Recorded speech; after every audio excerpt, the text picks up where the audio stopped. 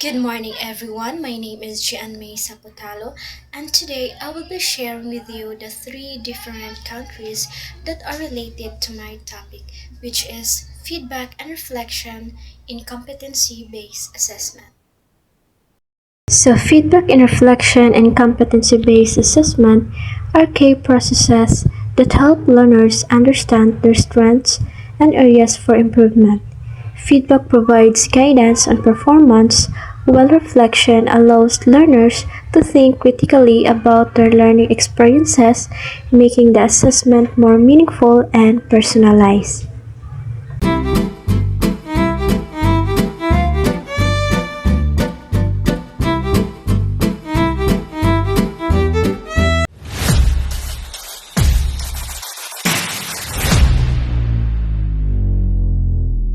G'day, it's Steve here and welcome to Fortress Learning.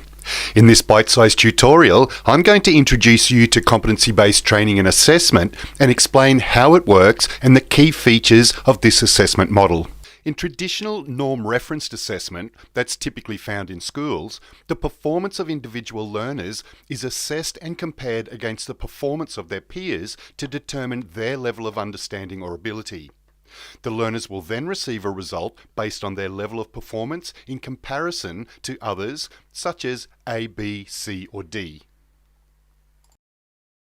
On the other hand, competency-based assessment, also known as criterion-referenced assessment, evaluates a learner's ability to demonstrate skills and knowledge to a level of a predetermined benchmark. Learners are not competing against each other, and all learners have the opportunity to succeed. In fact, these days, even high schools are moving more towards this model of assessment rather than norm-referenced, and there's also a growing number of vocational subjects being delivered there.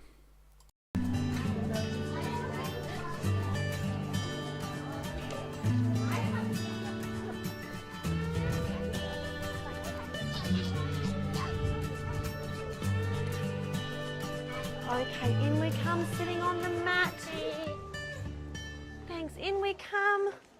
I use a range of formative assessment strategies within my classroom across all learning areas. I often use the random selection tool to choose students at random for different learning activities, whether it's in response to a question or to reflect on learning. I find that this creates equal opportunities for students and it encourages active participation from everybody. So it's not always the one kid that has their hand up all the time. It just means that everybody is always ready to answer a question when it's asked or to reflect on something. So I feel like it just encourages inclusion within the classroom. And if a student is unsure of an answer, they're able to ask a friend, which also fosters collaboration within our learning environment. So formative assessment is embedded across our school. We do a lot of professional development in formative assessment and it's implemented across all grades and all learning areas. So formative assessment is used to gain information about student understanding and provide teachers with feedback that informs their practice. So the information that I get from the students, whether it's through written feedback or whether it's through verbal feedback, I'm able to then take that and use it to inform my future teaching practices and change lessons depending on where students, or depending on student feedback for me. So it's not a matter of set lessons anymore, it's about looking at where students are at and their engagement, their response to particular tasks and activities, and then redirecting lessons to better support them in where they're at. So Amaru has started implementing formative assessment this year, and so through professional development we've been learning about a range of strategies. So I use information by observations of my students during class time, and I engage in conversations with my teaching partner, and all of these strategies inform my future planning.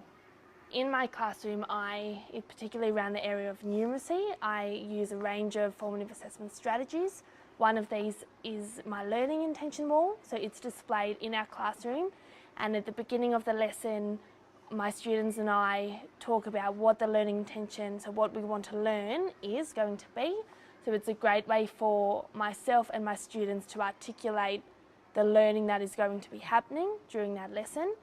And so at the end of the lesson, once we've completed all of the learning activities, the students are then able to move their photo depending on where they think they are sitting according to that learning intention. For example, I can add two numbers together to make 10. If they feel that they are able to do that independently by themselves, then they move their photo to the green. If they need support from myself, but they are able to do some by themselves, then they move to orange. And if they are still needing support for the whole thing, then they go on to red. And it's a really great way for myself and other teachers and parents to be able to see where the students feel that they are sitting according to that learning intention. So a big result of my students learning using formative assessment strategies is that they are now able to reflect on their own learning independently, and they're able to ask for support for me to help them. But my students are now, because we use it on a daily basis, they're very confident and capable of assessing them themselves by themselves, and they're very honest about it, which I think is great. Through the use of the formative assessment strategies such as my learning intention wall and also mini whiteboards, I'm able to give my students immediate feedback, so I can alter the lesson or the task immediately so that it's actually meaningful and significant for their abilities and capabilities. Through the use of traffic lights, so using red, amber and green, amber and red stickers, they're able to reflect on their achievement in their work based on the learning intention or the learning goal.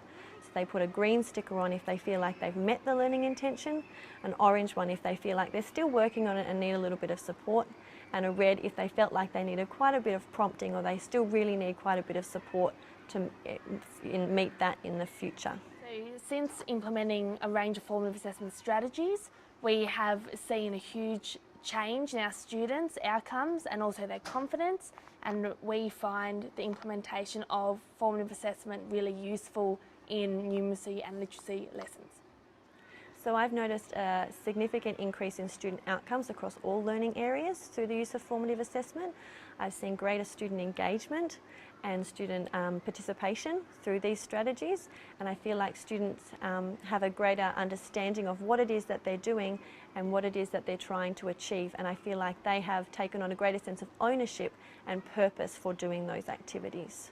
Kathleen and I work very closely together. We plan together, program together, and then often teach lessons together, which I find is a really amazing tool for myself as a professional to be able to work alongside somebody so closely. Kathleen and I learn lots from one another. I know that I've gained lots of skills and different learning techniques from her, and been able to also give her some of those opportunities through watching me teach. So we use collaborative coaching as a form of giving each other feedback to improve our lessons and to then enhance student outcomes. So as collaborative team teaching is a huge part of Amaru, I found it really useful working with my teaching partner because we've been able to share our strengths and meld these strengths together. And so I have gained some new strategies and some new ideas from my teaching partner and her strengths, and I'm also able to share my strengths with her.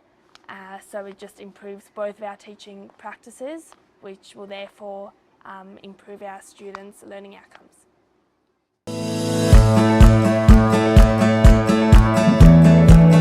Assessment. Just the word can send chills down the spine. It does not just bother the students, but the teachers and parents too. Assessments for decades have been rote-based, with very little focus on understanding or application of concepts. These may have served the needs of the past, but they are inadequate for the skills needed in today's world. The world has evolved significantly. So should the learning and assessment in our schools.